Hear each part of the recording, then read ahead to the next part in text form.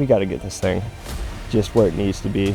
Basically, my goal is to do a full restoration on it. It's just going to be expensive, so we're just going to go piece by piece, and my goal is to bring you guys along.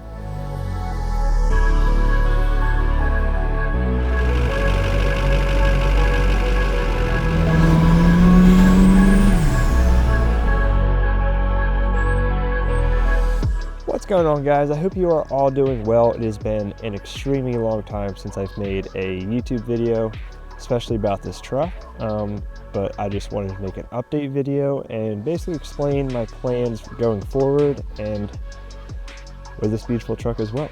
So let's get to it. All right, so as you can see, it is currently on some stock wheels with spiked lug nuts, mostly because I pulled off the 20x12s just to polish them and also just get them off the truck for the winter time. I don't really drive this thing in the winter time, honestly, and I actually haven't daily driven it in quite some time. We will get to why here shortly, but since this thing does have 308,000 miles on it and it is making just under 1,300 horsepower, we are starting to get some problems, which is understandable just because some of the systems on this truck are just old. Not everything has been rebuilt. Really, the only things that have been rebuilt on this truck are motor, trans, and transfer case. That's pretty much it.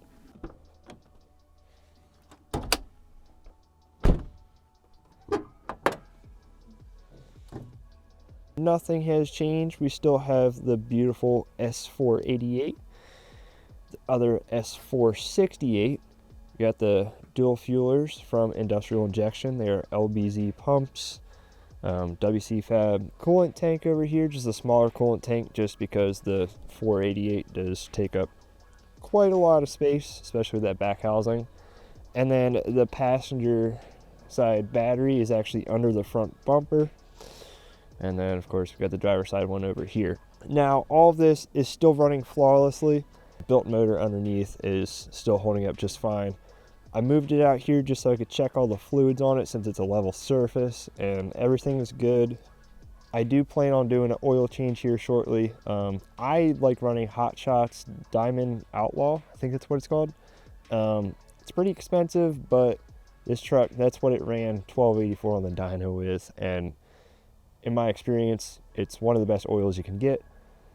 So that's pretty much what we're going to stick with here. But the main issue with this thing that we are having, let's take a look under here.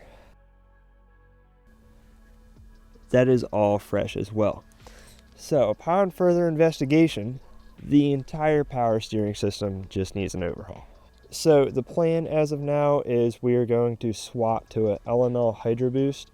Now this Hydro Boost is not leaking, but because of what I want to be doing, we might as well just swap it at the same time and do a nice flush through the whole system. So as of now, we plan on swapping out the power steering pump, which is right there, with a PSC high output pump.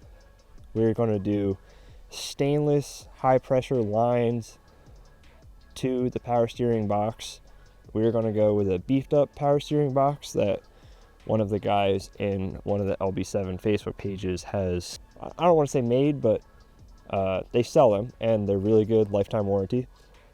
And all of that combined should really fix one of the biggest issues with this truck, because if anyone knows anything about these trucks, the power steering system, as soon as you put bigger wheels on them, it's not very happy. And considering this thing, this is the factory system with 308,000 miles, which is not bad at all. Like, this truck, for having 308,000 miles, fantastic running truck.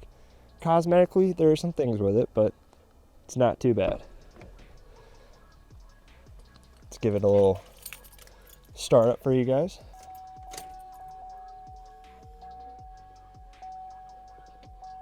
The EGT probe has also burned out on this truck. Happens with some of these EGT probes, but it's not the worst.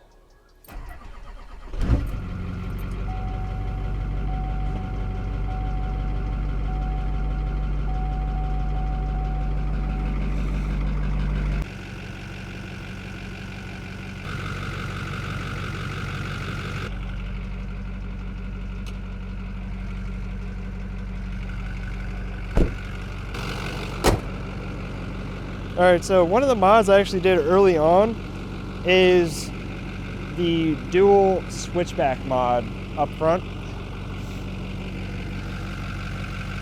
Then we also have switchbacks on the tow mirrors as well. Meaning, if I go in here, let's just flip on left turn signal. Got the sequential switchback as well as that. Then you just flip it off and it returns to white. I think it's a pretty cool mod. I haven't seen too many people do it. I actually do plan on switching out these housings as well. I'm kind of over the daytime running light look. I think it's just massively overdone, and I think it almost looks cheesy. That's just my opinion. Cab lights, these are Recon cab lights.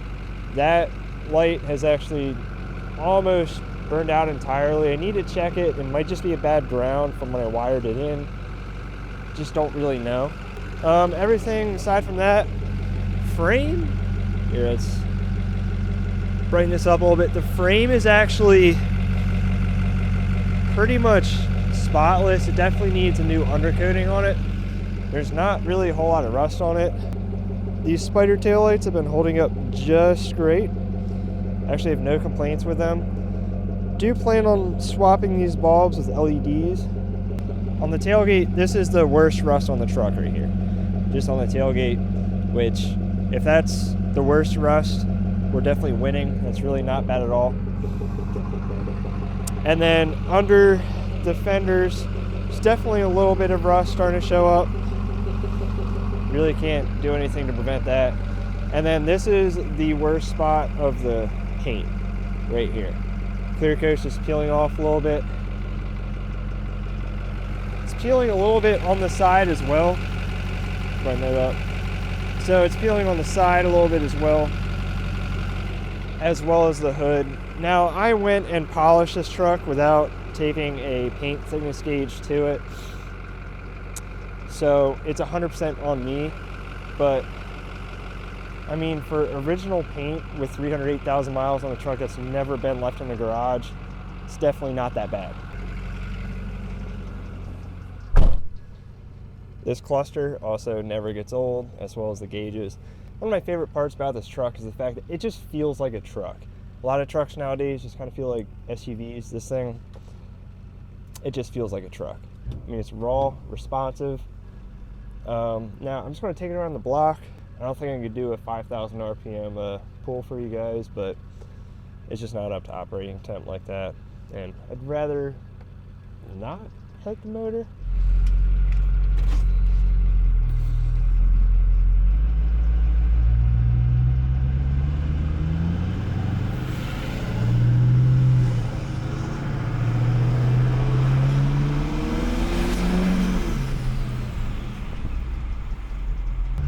One thing I will say about this truck as well, it runs incredibly clean for what it is. I mean, 150 over injectors, dual fuelers, compounds, big S400 compounds.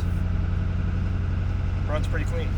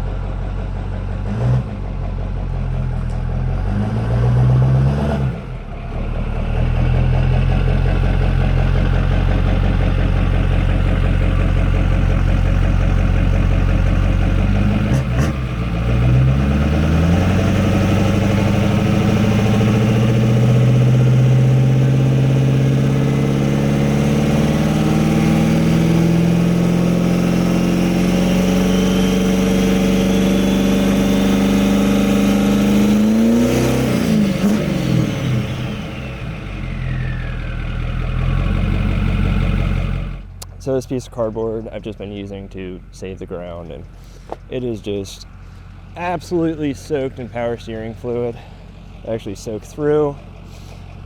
I just don't want to make a huge mess about it, but this will get fixed here soon.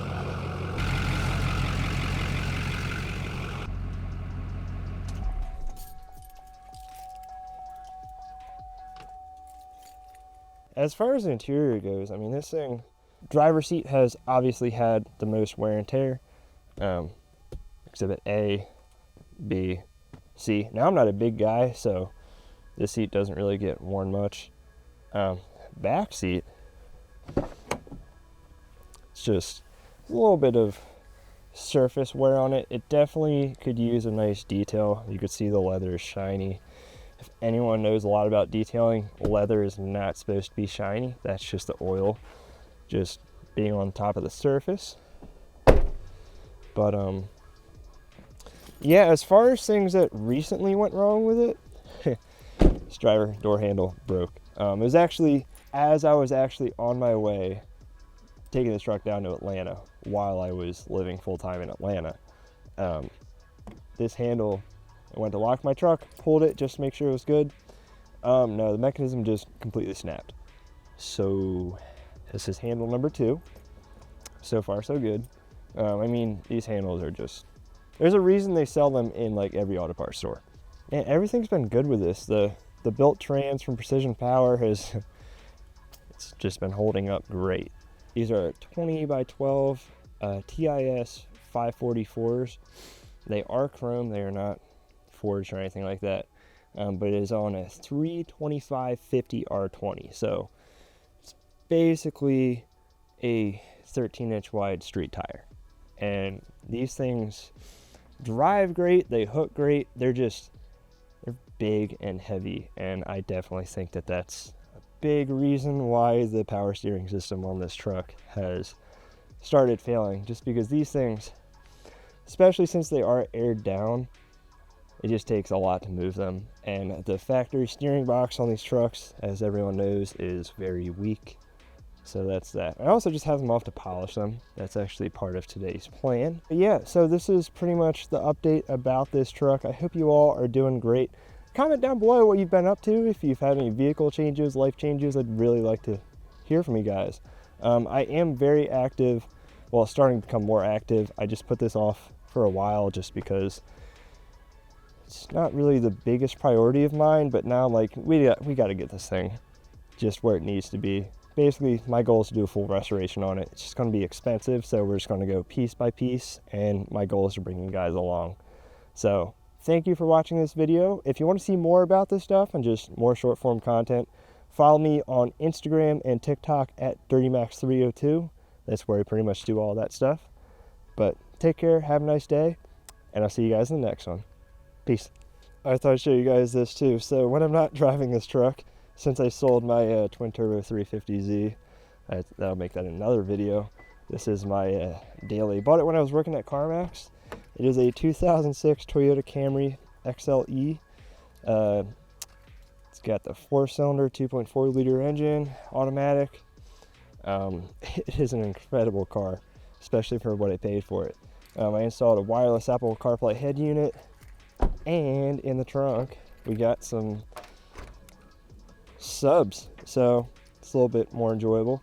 I also always keep tools on me just because I never know what's going to happen or if I can help people. But yeah, this is the hot rod. It's such a good car. I mean, this thing has 206,000 miles on it now, and it's seen more states than a lot of people have. But yeah, check that thing out.